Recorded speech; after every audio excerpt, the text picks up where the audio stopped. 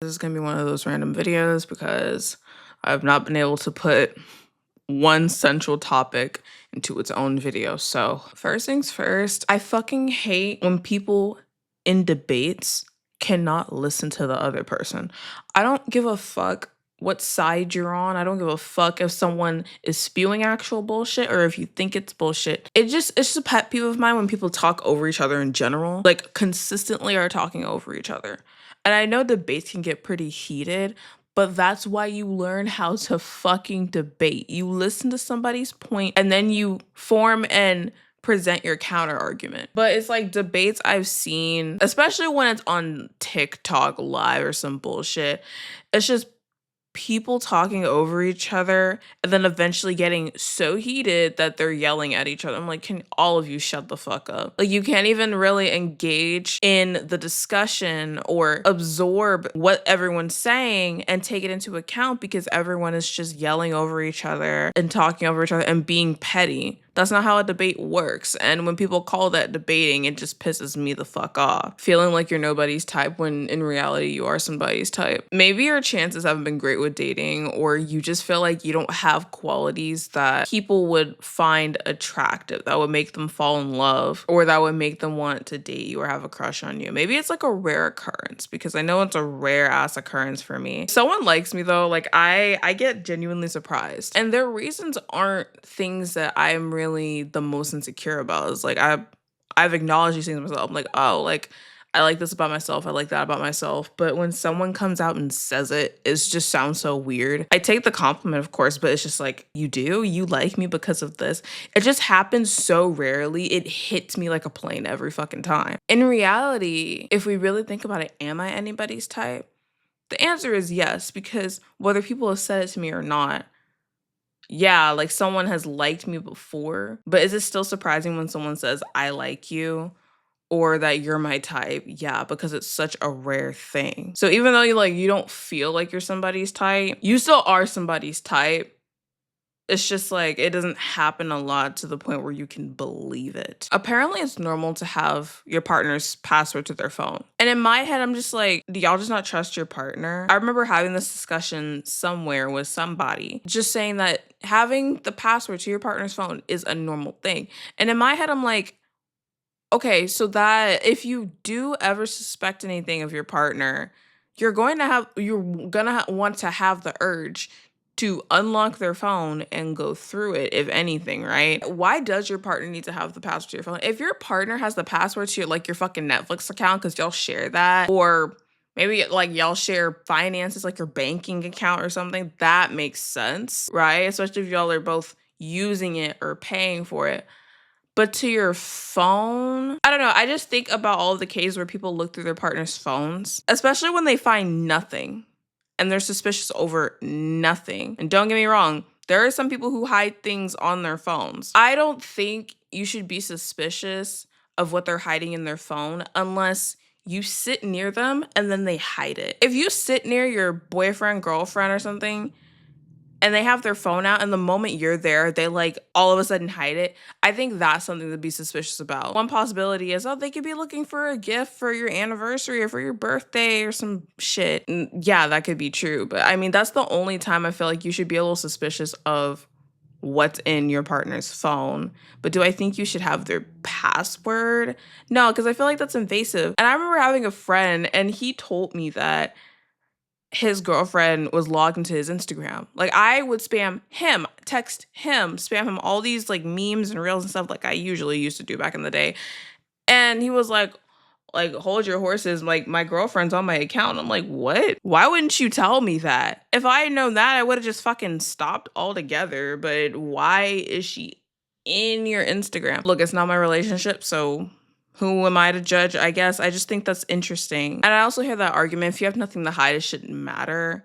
You could have nothing to hide and still not want your partner to be able to look through your phone at any point in time, or just have access to your phone, unless you want them to have access to your phone. I don't know. It's such a weird discussion. I'm just like, I feel like it just shows off insecurity, but it is what it is. Making excuses for people really distances you from yourself, taking care of yourself and respecting yourself. The more we make excuses for people, the more we're just fucking ourselves in the ass. And I don't think we want to fuck ourselves in the ass unless we're into that. I know we make excuses for people for a million reasons. And it's to keep people in our lives, even if they don't deserve it. It's to understand why people do the things that they do. It's to feel like or to believe that someone won't hurt us again the way that they did. And that hopefully if we tell them how we feel, they'll understand where we're coming from and they won't want to hurt us again. To change behaviors or habits in a dynamic that aren't healthy, that are better for the both of you even. But the thing is like the first few times, fine. But when you start making those excuses and trying to think of something over and over and over and over and over again, you start to delude yourself and you start to lose yourself so much because you start to question, is this true? Is this excuse that I'm making legit? Is it valid anymore? Because I've used it 10 million different times. Sorry for the thunder. It's thundering. I've used it 10 million different times. Does this person actually respect me? Am I cheating myself by letting this person slide? The answer is probably yes. And it doesn't have to be the most like the severest of cases, abusing you or something. It could be like the simplest thing. It could be someone who never properly cancels plans with you. Like they just ghost you every time. And you may make the excuse, well, they have a life and this, that, and maybe it was an emergency. No, if someone asks you to do something and go out and they consistently don't show up, don't at least give you a heads up and leave you waiting, anticipating, wasting your time, wasting your gas, your energy, then do they really fuck with you? How something makes you feel and how it's affecting you and how you want something to change and say, oh, okay. And they start to do it and then they don't, they start falling off. Your words went straight through, didn't mean anything. So I'm realizing now that the more you make excuses for people and the more we've made excuses for people in the past, that's how we get fucked over. And it's something that we need to learn to stop doing. Sometimes we really need to stop something in its tracks.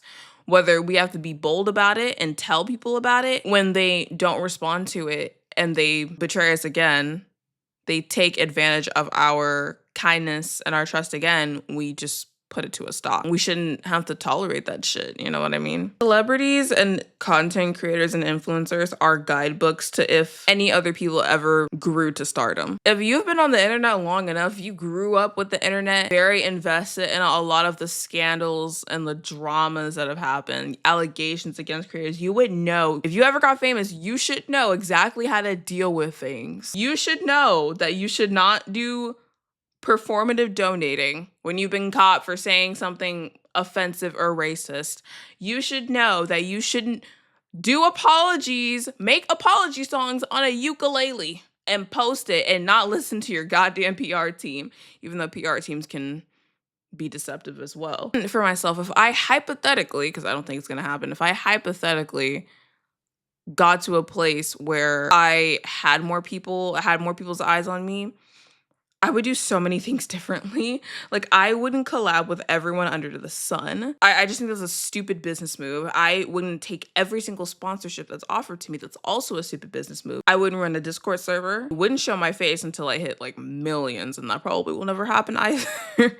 I wouldn't post my relationship if I were in a relationship at the time. I don't think I could tolerate vlogging or IRL streaming. I'm too much of a perfectionist to want to be on camera like that. I wouldn't do house tours. I wouldn't just upload literally anything. And finally, I would take breaks. If I ever streamed, I would take breaks during my streams. There's probably streamers out there who do this, but from what I have understood and seen for a long time is that streamers are on stream for like hours and hours and hours, unless they have to go to the bathroom or something, or they have to take care of something off camera really quick. But nonetheless, they get back onto camera to continue the stream. I feel like there should be more normalization of taking breaks during your stream. And I know you want to keep your audience, you want them to stay engaged and all of this shit, but I think that a brain break wouldn't hurt. And you should encourage your audience to also take brain breaks. So like let's say every hour, which may be a little too much, let's say every hour and a half, take a 10-minute break, and you urge your audience to take a 10-minute break. And I would say to go take a bathroom break, even though they could just watch you on the toilet, so that's not a problem for them. Go hydrate. go get some water, go get a snack, just kind of walk around a little bit if you've been sitting in your chair this whole time, if you've been laying down in your bed and you're a little stiff. Like, I think that's something that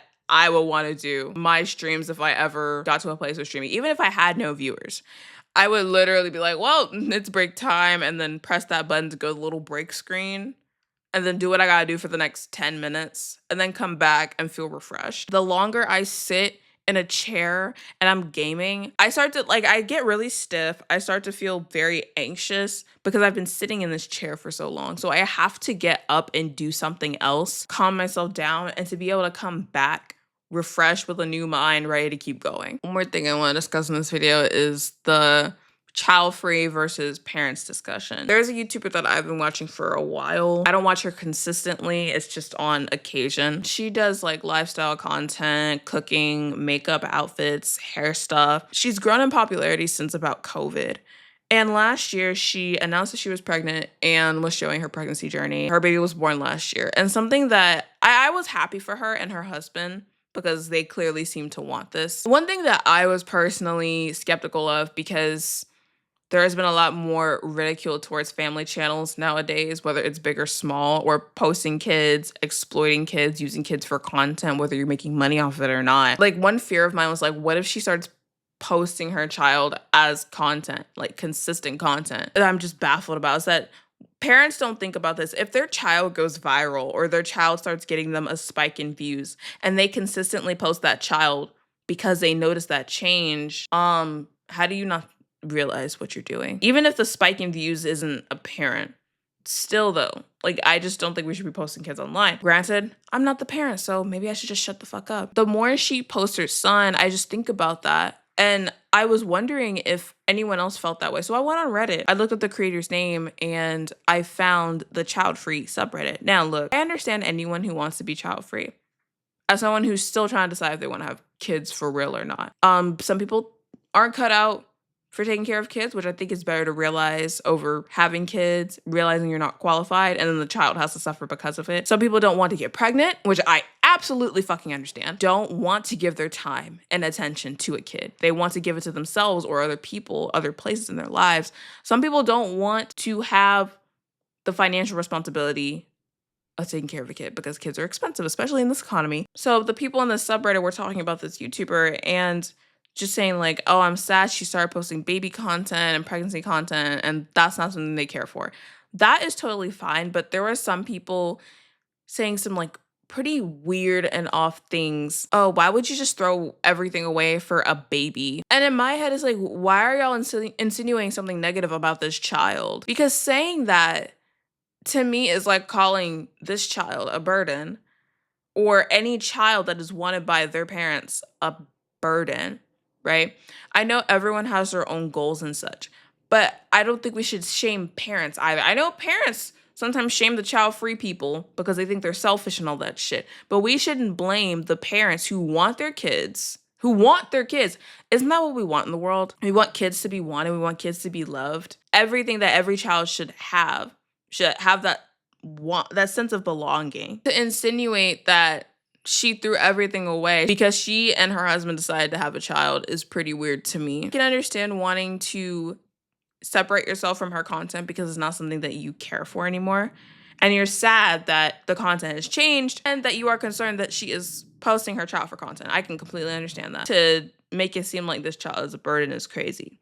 But this made me go into a bit of a rabbit hole because then I'm like, some of these comments are kind of toxic from the child-free subreddit. So I went on Google and I was like, okay, child-free subreddit toxic. Boy, did I find some posts. The main post though, the Ask Parents subreddit. And people were saying all kinds of things. They were saying that the child-free users in the subreddit would call parents breeders, which I think is crazy. That is a crazy thing to call breeders. I could understand calling someone a breeder if they have kids like every goddamn year and they got like 30 kids. They're like the Duggards, which I don't think I could take care of that many kids. I think I'd start crying every day of my life. But say that is insane.